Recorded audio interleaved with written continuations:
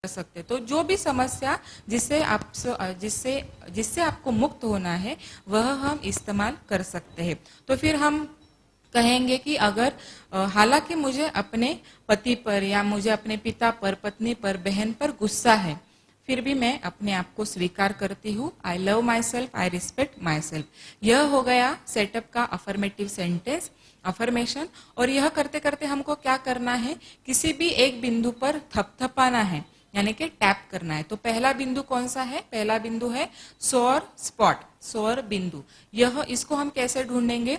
जैसे कि हमारी गर्दन का हिस्सा है, गर्दन में हम जब नीचे जाते हैं तो हमें एक गड्ढा मिलता है, उसके नीचे हम 3 इंच जाएंगे अंदाजन, और दाएं साइड में और बाएं साइड में, राइट और लेफ्ट साइड में हम 3-3 इंच जाएंगे। तो यहाँ पर हमें सोर स्पॉट मिलता है। यहाँ पर हमको रगड़ना है, जोर जोर से हमें रगड़ना है। इतना नहीं कि हमें दुखे या पेन हो, दर्द हो या लाल लाल जगह हो, ऐसा कुछ नहीं करना है। थोड़ा थोड़ा हमें उसको रगड़ना है, और यह रगड़ते रगड़ते हमें उस समस्याओं के बारे में अफर्मेटिव सेंटेंस कहना है। अगर यह करना आपको संभव नहीं है, असुविधाजनक लग रहा है, या वहां पर आपको कुछ फ्रैक्चर है, कुछ हार्ट प्रॉब्लम है, और या सोशल सिचुएशन में यह करना संभव नहीं है, तो आप दूसरा पॉइंट ले सकते हैं। दूसरा पॉइंट कौन सा है? इसे कहते हैं द कराटे चॉप पॉइंट। इसको कैसे आइडेंटिफाई करेंगे? जैसे हमारी ये लास्ट उंगली है, फिर यह उंगली जो लास्ट उंगली का जो अंत है और फिर कलाई है, इसके बीच का जो मांसल हिस्सा है, यहाँ पर इसके बीच में यह पॉइंट होता है, बिंदु होता है। इस पर हम 2 उंगलियों से, तर्जनी और मध्यमा से हम इसको थपथपाते हैं या टैप करते हैं। वो कितनी बार टैप करेंगे? जब तक हमारा वह अफर्मेटिव सेंटेंस 3 बार जोर से बोलकर नहीं होता, तब तक हमको इसको टैप करते रहना है। हमें टैप करने, यह हो गया पहला सेटअप। फिर हम सीक्वेंस की तरफ जाएंगे। फिर दूसरा स्टेप है, बेसिक रेसिपी का पहला स्टेप है द सेटअप, जिसमें हमको हमारी सूक्ष्म एनर्जी प्रणाली को गाइड करना है कि किस समस्या से मुझे अभी बाहर आना है। फिर यह करने में सिर्फ 7 से 8 सेकंड्स लगते हैं। फिर बाद में हम जाएंगे द सीक्वेंस पर। यह सीक्वेंस क्या है? हमारे ऊर्जा प्रणाली जो है, हमारे मेरिडियंस है, अलग अलग मेरिडियंस है। जैसे हम जानते हैं एक्यूप्रेशर, एक्यूपंक्चर में कुछ एनर्जी मेरिडियंस जो ऑलरेडी उनका संशोधन हो चुका है, तो यह एनर्जी मेरिडियन के कुछ सिरे है, एंड पॉइंट या स्टार्ट पॉइंट पर हम उस बिंदुओं पर हम थपथपाते, तो उसका भी हम डायग्राम यहाँ पर देख सकते हैं। तो यह जो डायग्राम है, इसमें हम देख सकते हैं कि कैसे हमारे शरीर में यह एनर्जी फ्लो होती है, उसका कैसे सिस्टम है।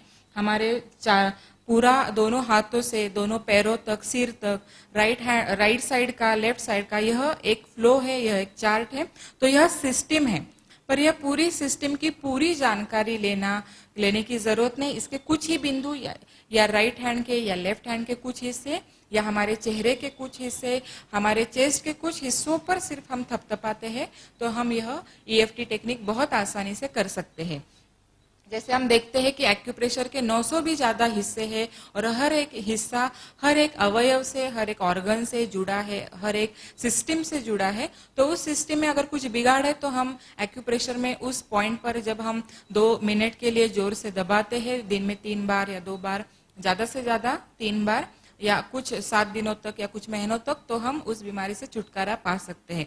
पर ये 900 बिंदु याद रखना के लिए कठिन अभ्यास की जरूरत है। EFT में वैसे हमें कुछ नहीं करना है, हमें सिर्फ 11 से 13 बिंदुओं को सिर्फ याद रखना है, और हमें इसको डायग्नोसिस की, यानी कि मुझे कौन सी एनर्जी सिस्टम में बिगाड़ हुआ है, यह जानने की कोई जरूरत नहीं। सिर्फ हमें प्रॉब्लम्स की अगर पता है, तो अपने आप हमारा अंतर्मन, सबकॉन्शियस माइंड, और ये पूरे बिंदुओं को जब हम इन्वॉल्व करते हैं, तो अपने आप वह सब ठीक हो जाता है। तो सीक्वेंस के कौन से हिस्से हैं, उसको हमें 7-7 बार थपथपाना है। जब हम थपथपाते हैं, तो हम राइट हैंडेड है, तो हम राइट हैंडेड के 2 उंगलियों को इस्तेमाल कर सकते हैं, जैसे तर्जनी और मध्यमा है। अगर हम लेफ्ट हैंडेड है, तो हमारे लेफ्ट हैंड के 2 उंगलियों का हम इस्तेमाल कर सकते हैं। फिर अभी हम जो बिंदु देखने जा रहे हैं स्लाइड्स पर, या जो करके देखने वाले हैं, उस पर हम 7-7 बार थपथपाएंगे। और फिर थपथपाते हुए हम क्या करने वाले हैं? एक रिमाइंडर फ्रेज बोलने वाले हैं। यह रिमाइंडर फ्रेज क्या है? जो हमने सेटअप में एक समस्या के बारे में एनर्जी को गाइड किया था, तो उसका हम शॉर्ट में बताने वाले। अगर हमने कहा था कि मुझे मेरे पिता के प्रति गुस्सा है, हालांकि मुझे यह गुस्सा है फिर भी मैं अपने आप को स्वीकार करती हूँ। तो इसका रिमाइंडर फ्रेज क्या हुआ? पिता के प्रति गुस्सा। फिर सांपों का डर, फियर ऑफ पब्लिक स्पीकिंग। फिर यह एंगर।